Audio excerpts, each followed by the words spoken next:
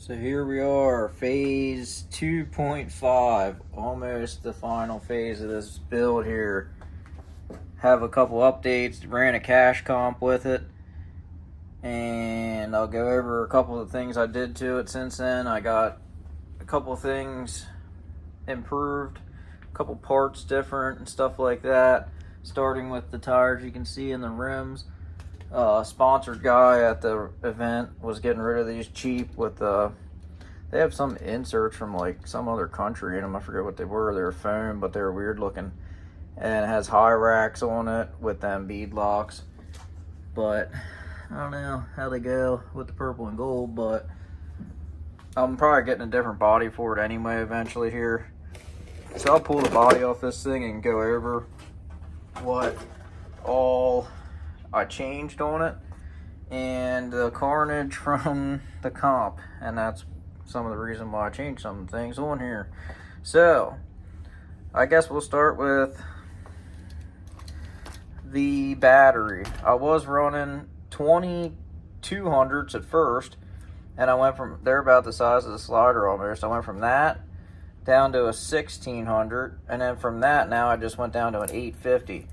So with this Fusion setup, the 850 actually runs, I checked it the last time I ran it when I first got this battery and charged it and ran it for the first time, over an hour of run time out of an 850. And this battery weighs pretty much nothing. Like, it doesn't weigh anything hardly. So you could go smaller than that even if you really wanted to for a comp battery, but that is like basically no weight at all hardly on there. So other than that, that's the first thing I changed was the battery, because I have the motor on this side and the battery on this side, which people are like, oh, you should put the battery on this side probably since the motor's on this side. But when you're going up stuff and it torques a little bit, it always wants to bring this front tire up. So I keep both the weight on that side, because then with the torque going up hills, it actually seems like it's more balanced with a little more weight on the driver's side, which is weird, and I'm not sure. That's just my theory. I could be wrong, but this truck feels super planted, and it doesn't pick the front tire up really hardly ever with going up hills that are steep and rocks and everything. So that's pretty much it for the battery. Over an hour of runtime. This is a Tattoo 850 mAh. I think it's a 75C. So they're only like 20 bucks or less on Amazon. But here's the this is what happened at the comp. This is the second housing and the last two comps I ran with this truck. The first two comps, only two comps I ran with this truck. Both comps broke a housing. This one I shattered the C off of it, broke it off top and bottom, and I had to swap housings. I had the other housing, which in the last housing I broke off, well, it'd be easier to show on this part, the handhard or track bar mount, snapped that off. So I had the gspeed bracket that goes in there, and even if that's snapped off, you can still run the gspeed bracket and just glue this on. You don't even really have to, but you just run the screw through that and through the gspeed bracket, and it's strong enough. Well, I bought a new housing anyway, and now it's this one, and I kept my spare glued on housing, so I used the spare housing to swap in for this comp to finish out the run. But I got two DNFs now on two courses in the comp out of the three courses in each comp. So the first course on the first comp I ran with this truck got a DNF, and the second comp, or the second course at the second comp, I got a DNF because of this front housing. So what I did to fix the problem is I got a trio housing, aluminum. I wasn't going to go to aluminum housings in this thing, but I just did the front one. The rears, I really don't see many people breaking them or having problems. If you go to hobby shops and look on the shelves, 9 out of 10 times they have a couple of these in stock, and usually none of them. I think it's because that the fronts break a lot and the rears pretty much never break. I'm sure they do, but I've yet to break one, and I already broke two front ones. So this is the third housing in the front of this truck, in 2 comps. That's all I've had this truck together for, is 2 comps now, which is insane to think about. But before that comp, I did get the GT5 Skyfly GT5 radio, which is pretty good. I like it for the money. It's cheap, and you can adjust all that stuff on there, and you can run a bunch of trucks off here. It's a 6-channel radio. It's a good budget radio, and you can like adjust. You just click that, and then you can scroll through the menus here and adjust all that stuff. There's videos out there on it if you want to know about it. I'm not going to go over the whole all the features of it and stuff. It's a Skyfly GT5, and that's the receiver for it. So that's pretty much that. That actually helped a lot. Got my end points as far as I could with the steering, and what else was it? I got the throttle sensitivity exactly how I wanted. I got it pretty, like, you have to tip into it pretty far, like that far, before it even starts moving, so it's not super sensitive, like real touchy. You got like a little bit of play, and then it kind of starts to go around here, and then it progressively gets faster and faster till the end. You can adjust like the curve of the throttle and the steering, so it's pretty cool for a budget radio. So other than that though, one other thing I was thinking that I did change on this thing is I took the cross braces out. I had that metal what were they? I think they were G-Speed. I got them with this frame, but they went across here. I had them for here and here. I had the titanium ones up top, but I used the steel ones in here, and I had 2 here, and I had 2 in the front, and I took them out and just put nuts on it just to save some weight on the chassis, because there's no point in running all that extra weight. They're like stainless steel. They didn't weigh that much, but all 4 of them together weigh a lot more than 8 of these little tiny nuts on here. So that's one thing I did change on the chassis. And the last thing I changed is the servo. I got the Power Hobby 729 MBL brushless waterproof servo. And man, that servo is awesome. I'll turn it on here and show you how quick this sucker turns. It's like night and day difference versus I guess I gotta hook the battery up. It's like a night and day difference versus the cheap Amazon one I had in it the last time. It was like the $20-some one from Amazon.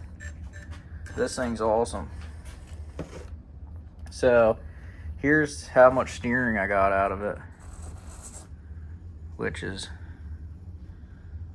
pretty good, I think. It turns real sharp now, and that way it doesn't turn quite as sharp, but it's as good as I can get it for right now. I might adjust the like Pittman arm thing or whatever, the servo horn.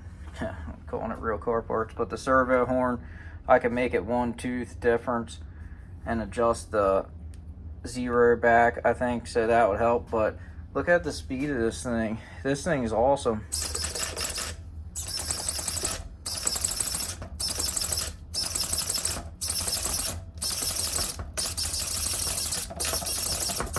Truck's literally wiggling across the table a little bit, but like that thing steers so much different, so much better. I haven't ran it yet with that, just put that in today. But I have this Shift RC servo horn because it was shorter, because the other one was a little too long. See, I don't have a lot of clearance there. You can see I got a little bit of clearance still between the frame rail, but with the other one that came with the servo, it wasn't enough. But this thing steers super quick. It is a good servo for the money. Probably one of the best ones you can get for the money, I would say. But I haven't ran all the other ones, but I know people that have, and they swear by these things. So the next thing here is I have these tires. I have the Predator compound on these gold rims, and then I have the G8 compound on these spray painted gold and gunmetal bead lock ring rims. So I have 3 sets of wheels and tires now for this thing. These are G8 high racks. I kind of like the high rack so far. But what the problem is with the Swampers, the foams are too soft in here. They have actually Endura inserts in both of these. The blue ones, I think they are, or no, they're green. I think blue or green, I forget. But whatever they are, they're way too soft. I don't think any of them Endura inserts would work good with these Predator Swampers. There's like so much play in this tire before it even hits the insert. It's probably like about almost a ½ inch of play. Even in these tires, like, look how much play it is till you hit the insert. Like, if the tire's like this, it's like nothing in there. Like, these feel like there's something in there almost immediately. It's soft, but it's something in there. It gets firm within like a ½ of an inch. So these foams would probably work better in these softer tires. I got these 3D inserts coming from BAMF, and I'm gonna try to run those first in the Swampers, probably in one of them sets, and see how they do. And then after that, if they don't do that good in them, I might try them in these and then try these foams in the Swampers. But I don't know, if I can't get them Swampers to work better, seems like the G8s do better than the Predators, because the Predators, like, the tread's so soft on them. Like, you're trying to go up something, and instead of it like grabbing and pulling you up, the lugs just like do that and fold over. And then the G8s are a little bit stiffer, so the lugs actually grab. You see how they're not just folding over, it's kind of folding the whole sidewall. These, it just folds the lug over. On the Predator ones, like, the lug will just like it's weird. It's almost, they're too soft, I think, unless you have the right weather or the right foams or the right 3D inserts or something in them to make them work right. But what I have in them, they're not working good at all. I'm going to run my sticky tire so I have like an advantage. Well, that wasn't an advantage. So the advantage would have been just staying with the G8s, but I put the Predators on thinking they're stickier, they're going to be better. They're not. So they weren't on them rocks anyway. It did horrible. It wouldn't go up anything that it went up before, and I made it up practically every obstacle we had there, minus with the gates, but I couldn't even make it up hitting the gates. Like, that wouldn't go up at all. So that's pretty much was that. Oh, another thing I did get on here since the last time I made a video on this was these shock bands. I forgot about that. They're these pink shock bands. I have these on there just for even more holding down, because I was trying to test something out and see how it was. But these are the D's shock bands, and they work pretty good. I like them. I think I could have got a little bit stiffer one now. I'm not sure how you do it, but you can, I think, get a different one. So I just put these hair ties on with it. It's kind of defeating the purpose because they look ugly. And the D's ones were supposed to be clean looking, you know, and still do the same as hair ties, but they took forever to get here too. I don't know if I order another set, just because it took me, I think it took him 3 weeks to send them. Till I got them, it was over 3 weeks. So anyway, new little project here. I traded the scx10.3 Cherokee, and the guy gave me cash in this scx24. So I'm going to put a Perline Coyote body on that, a set of bead locks and stuff, and like a cheap carbon fiber chassis from Amazon, and maybe a servo and a little bit of brass in the front or something, and then have a little matching one of these. The tires I got are high racks with their, but like they're gold rims, so it should, I might paint the body the same as this one, but it's a 1/24 Coyote, and so it should look like a miniature version of this truck. Basically, that'd be cool. That was what I was planning to do anyway.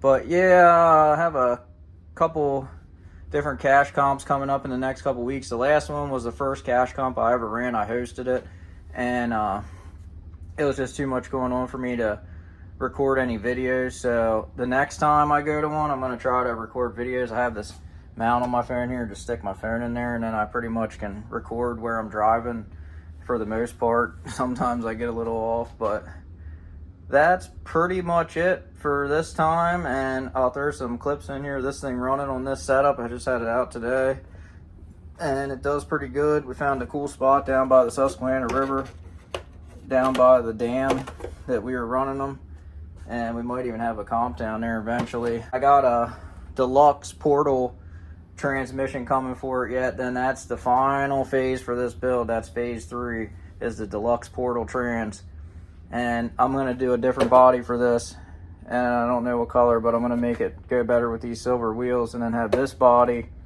and the interior for my scale body, and then the other body for my cash comp body, and just not have any of this metal roll bar or anything, and have maybe one of them sets of swampers, set them up right and get them working, and then sell the other set. I'll probably keep these rims though, definitely over these, because these look a lot better on the truck with this paint, because they're gold and shiny, and these are just spray painted. But anyway, that's pretty much it. Stay tuned, subscribe if you haven't already, if you want to see more videos on this truck and some cash comps we're running and stuff, and how we had some pretty hard lines at the last one. Had a lot of DNFs. Stay tuned for more RC crawler content, and we'll have some real car content coming up here. Just been so busy lately, haven't had a chance to really do anything with my S chassis or anything lately, but I'll be getting them out soon.